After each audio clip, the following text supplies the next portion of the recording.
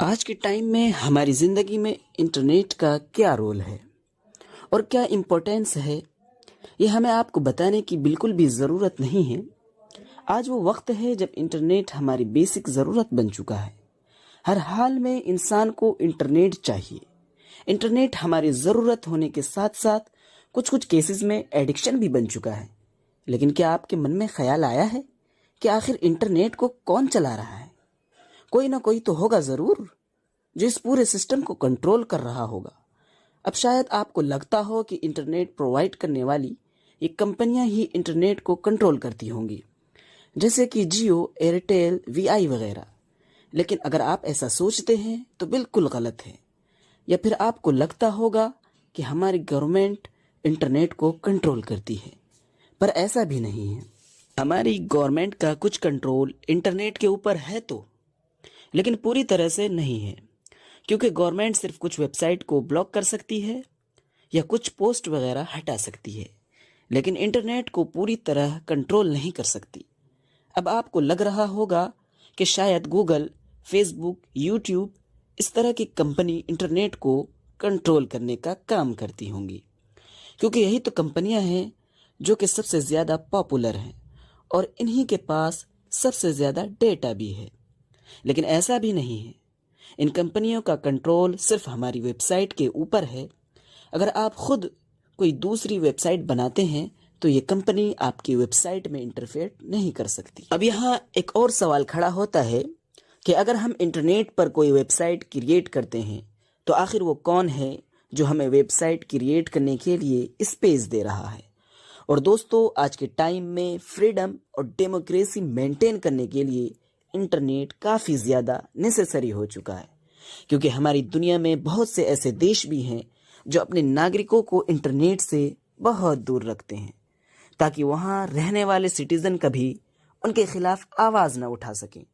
जैसे कि north Korea में इंटरनेट पूरी तरह से बैन है। वहाँ किसी भी आम नागरिकों को इंटरनेट इस्तेमाल करने की परमिशन नहीं है, सिर्फ कुछ ऑफिसर्स को छोड़कर। इसके अलावा चाइना के अंदर भी वहाँ के आम नागरिकों के लिए सारी वेबसाइट को चाइना की गवर्नमेंट ने पूरी तरह से बैन कर रखा है, क्योंकि चीनी गवर्नमेंट अपनी सिटीजन का ब्रेन वॉश करना चाहती है। दोस्तों, जिस तरह इंटरनेट हमारे लिए ज़रूरी है, इसी तरह इंटरनेट क्या है और ये कैसे काम करता है, उसकी जानकारी होना भी हम सबके लिए बहुत ज़्यादा ज़रूरी है।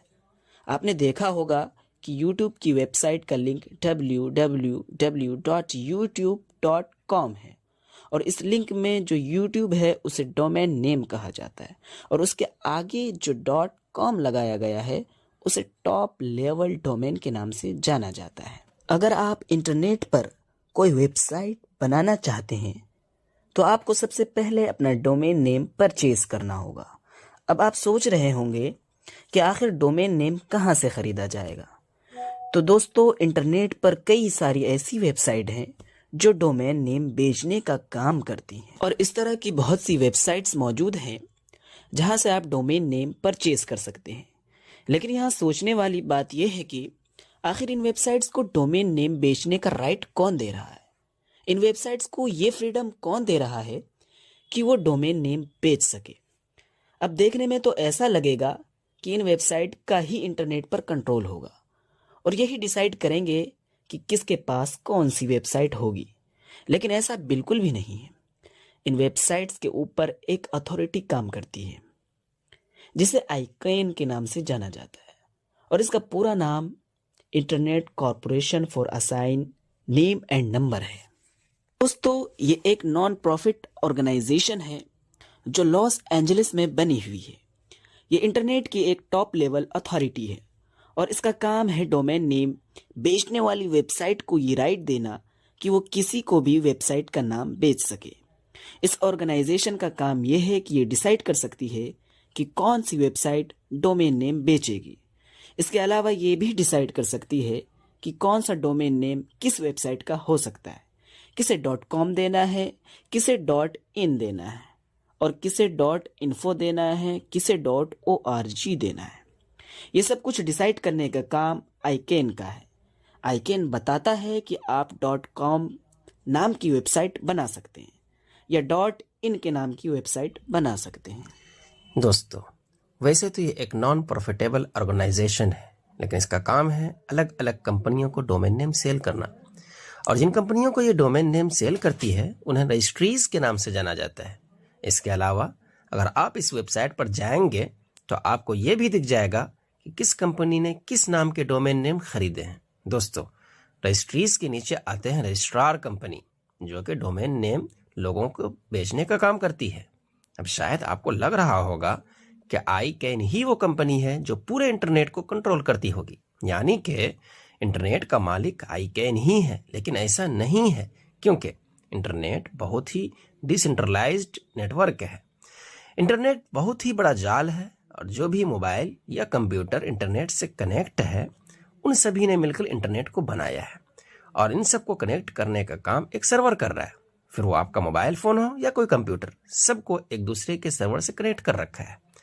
इंटरनेट को चलाने के लिए पूरी दुनिया के अंदर बड़े बड़े अंडर वाटर केबल्स बिछाए गए हैं और ये केबल्स ही दुनिया के सभी के कंप्यूटर को एक दूसरे से जोड़ने का काम करती है और इन्हीं की वजह से इंटरनेट का फॉर्मेशन होता है। अब आप सोच रहे होंगे कि जब हमारा मोबाइल फोन किसी केबल से कनेक्ट नहीं है तो फिर मोबाइल में इंटरनेट किस तरह से चलता होगा।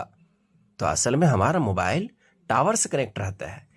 इन मोबाइल टावर की रेंज 4G या 5G तक ही रहती है। आप तभी अपने मोबाइल में इंटरनेट चला सकते हैं जब आप इस टावर के पास हैं। अगर आप टावर से दूर चले जाते हैं तो आपको इंटरनेट की सुविधा नहीं मिलेगी, यानी कि आपका कनेक्शन इंटरनेट से खत्म हो जाएगा। और ये मोबाइल फ़ोन के टावर से कनेक्ट रहते हैं और टावर के ये वायर पूरी दुनिया के इंटरनेट वायर से कनेक्ट रहता है। दोस्तों, देखा जाए तो जिस कंपनी ने इन वायर्स को बिछाया है उसके पास काफ़ी ज़्यादा पावर है, क्योंकि यही कंपनी इंटरनेट को अलग अलग जगह पर प्रोवाइड कर रही है। और वायर बिछाने वाली इस कंपनी को ISPs के नाम से जाना जाता है, यानी कि इंटरनेट सर्विस प्रोवाइडर। और गवर्नमेंट के कहने पर यह इंटरनेट सर्विस प्रोवाइडर कुछ वेबसाइट को ब्लॉक भी कर सकती है, लेकिन इनके पास इतनी पावर नहीं होती कि ये सभी चीज़ों को कंट्रोल कर लें। इसी तरह दोस्तों, जैसे कि हर मोबाइल फ़ोन का अपना एक अलग नंबर होता है जिसके ज़रिए आप दूसरे मोबाइल पर कॉल करते हैं, इसी तरह हर वो डिवाइस जो इंटरनेट से कनेक्ट रहती है उसका अपना एक IP एड्रेस होता है। फिर वो आपका कोई कंप्यूटर हो, लैपटॉप हो या कोई टैबलेट वगैरह हो, यानी कि इंटरनेट से कनेक्ट हर एक चीज़ का एक IP एड्रेस ज़रूर होता है। इसके अलावा हर वेबसाइट का भी अपना एक IP एड्रेस होता है। इसी तरह जब हम अपने ब्राउज़र के ऊपर कोई IP एड्रेस लिखते हैं तो वो किसी और सर्वर पर चले जाता है। उसके बाद आपको दूसरे सर्वर की वेबसाइट अपने कंप्यूटर पर दिखाई देती है। अब आप सोच रहे होंगे कि हम तो अपनी वेबसाइट पर डोमेन नेम डालते हैं, ना कि IP एड्रेस। तो दोस्तों, हम आपको बताते हैं कि डोमेन नेम को IP एड्रेस से कनेक्ट किया गया है। IP एड्रेस को हम रीड नहीं कर सकते क्योंकि ये डिजिट्स और नंबर में लिखा होता है, और डोमेन नेम को हम बहुत आसानी से रीड कर सकते हैं। इसीलिए हमें IP एड्रेस डोमेन नेम की तरह शो होता है। जब हम अपने किसी कंप्यूटर में डोमेन नेम को लिखते हैं तो वो डोमेन नेम IP एड्रेस में कन्वर्ट हो जाता है और इसे कन्वर्ट करने का काम सर्वर करता है। और जब किसी वेबसाइट को ब्लॉक करना होता है तो डोमेन नेम सर्वर के ज़रिए वेबसाइट को ब्लॉक किया जाता है। यानी कि अगर आप कोई डोमेन नेम लिखें और वो डोमेन नेम IP एड्रेस से कनेक्ट ही ना हो।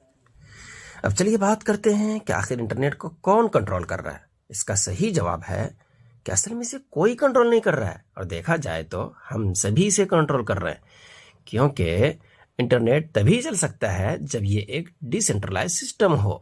और अगर आप इंटरनेट के एक पार्ट को ख़रीदना चाहते हैं या उसका हिस्सा बनना चाहते हैं तो ऐसा आप तभी कर पाएंगे जब आप अपनी एक वेबसाइट बनाते हैं।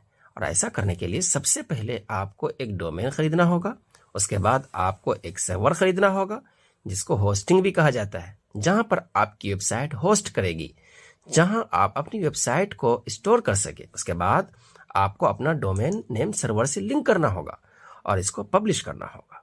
हम उम्मीद करते हैं कि हमारी इस वीडियो से आपको बहुत सारी जानकारियाँ मिली होंगी। अगर हमारा ये वीडियो आपको पसंद आया हो तो आप ज़रूर लाइक करिए और शेयर करिए।